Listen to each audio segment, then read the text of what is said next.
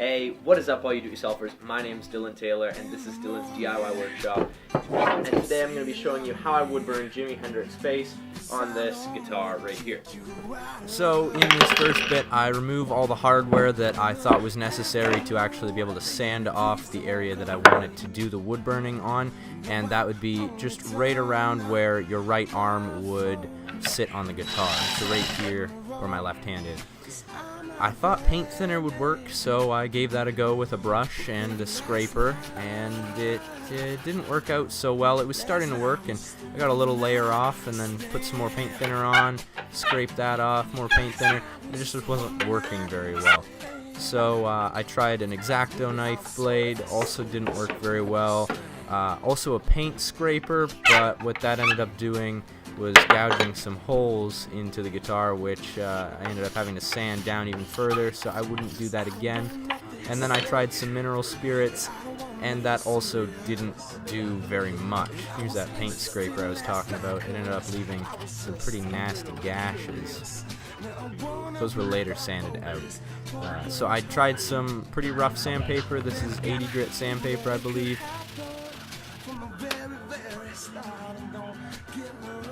Have the right attachment, like washer for it, so I'm gonna have to come up with something. I always use like tissues or paper towel or something. It's not ideal, it's not really safe, but it works. Here I'm using my 5-inch angle grinder with a 60 grit flap disc wheel, and this took the material off very fast. It was extremely dusty.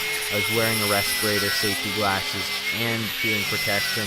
I wish I had been more careful though. I ended up making a lot of grooves, and some of the parts almost didn't fit back in properly. I would just take this a lot slower next time. Here I've got the printout of Jimi Hendrix, and that is what I'm going to trace on the guitar. I measured it out roughly before I printed it, and I think I actually printed it twice. So once I had it laid out where I wanted it, I masking taped it off just so that it wouldn't move.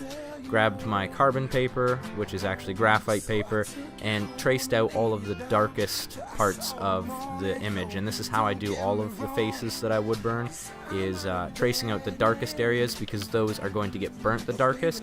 I don't really focus on gradients other than where they finish off. You can see there on his face where there's a light line drawn across. That would be where the gradient goes from dark to light very quickly. Other than that, I just go ahead and fill in the darkest areas first with the wood burner, just on full darkness. And the reason that I start with the dark areas is because you can only burn the wood so dark, so you don't want to start off by burning your light areas and then you're moving into your dark areas and you can't make them dark enough. So that's why I start with all the darkest areas.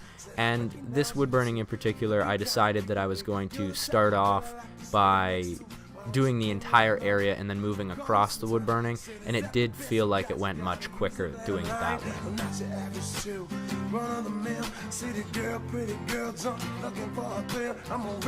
So you didn't see very much of me actually doing the hair, but all it was a light burn with the spoon shader all the way around the hair, and then the dark areas were done up with both the spoon shader and the skew point, and they're just dotted on there.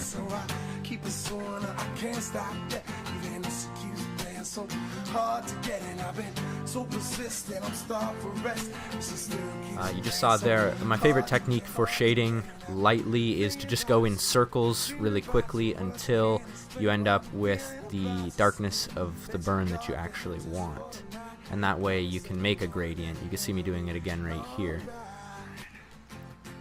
And it's always easier to go back over an area again to make it darker than it is to have to scrape it off to make it lighter. Here I decided to fill in the area that I left blank. I actually sanded too much off, so I just wood burned Hendrix just below his face, and I did that all with the spoon shader and made it pretty dark. So there we have it, the finished burning. And so the next step is to put all the hardware back on and make the intro and outro, because I don't know if the clear coat's going to screw this entire thing up. So you saw the intro of this video was actually right after this step. So I put it all back together to film a little bit of me talking, and I think that bit's right here. Okay, so I've got the guitar here. I just put it all back together to get a couple shots of it looking like this, because there is a chance that after I go to put a clear coat on this, it's going to ruin the look of this face, and it's just not going to look good at all. So I figured I would get a thumbnail and a picture of this before that, and hopefully it works out, and I'm going to put a clear coat on it, also polish out scratches that are on the black part. So back to the guitar with all of the hardware taken off, and I ended up taking everything off just to give everything a quick sand afterwards, but in hindsight I would have taken it off beforehand and put this clear coat over everything, or just simply left it without a clear coat. I honestly thought it looked okay, but I was told by a few people that it needed one. So I'm just using some Tremclad clear coat, which is just like a rust paint clear coat, and I'm brushing that on with a foam brush. See how it's spread over top of the original varnish? That was a mistake and all had to be scraped off. I wish I had have just kind of followed the wood there a little bit better. But I let that dry overnight, and when I came back to it, all I did was take some really fine sandpaper. I believe this was 400 grit, maybe 220. 220 or above is what you'd like, and just give it a nice sand all the way across so that everything is uniform, almost like matte, and this will allow the second layer of the varnish or clear coat or whatever it is you're applying to go on much easier. It'll give it something to grab to stick to, so just make sure that it's all sanded uniform. Then I put a second layer on, and I believe this is actually after the second layer. I'm just sanding it with all the way up to 1500 grit and almost polishing it just to make it so that it shines with the rest of the guitar. And in the final picture you can actually see that I sanded the black part of the guitar back down so that it was almost like a matte finish, just so that it would match up with the part that I had just clear coated.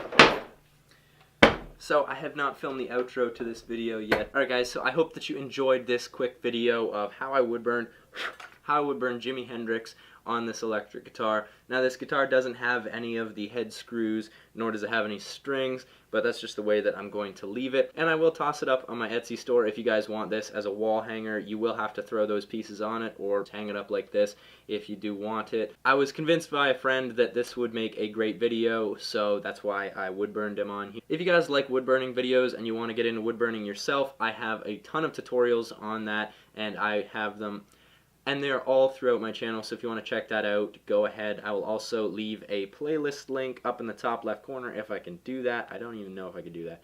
Alright guys, thank you so much for watching, and a huge thank you to all of my Patreon supporters for helping support this channel and allowing me to keep creating videos the way that I do. And a huge thank you to the top tier Patreon supporters, Randy, Robin Bird, and Mike Maxwell. You guys are extra special. So that's going to be it for this one, guys. Thank you so much for watching. I hope you guys enjoyed the video. If you guys are new, please subscribe. If you already subscribed, please share this video with a friend. And as always, if you enjoyed the video, give it a big old thumbs up. We'll see you guys all next time.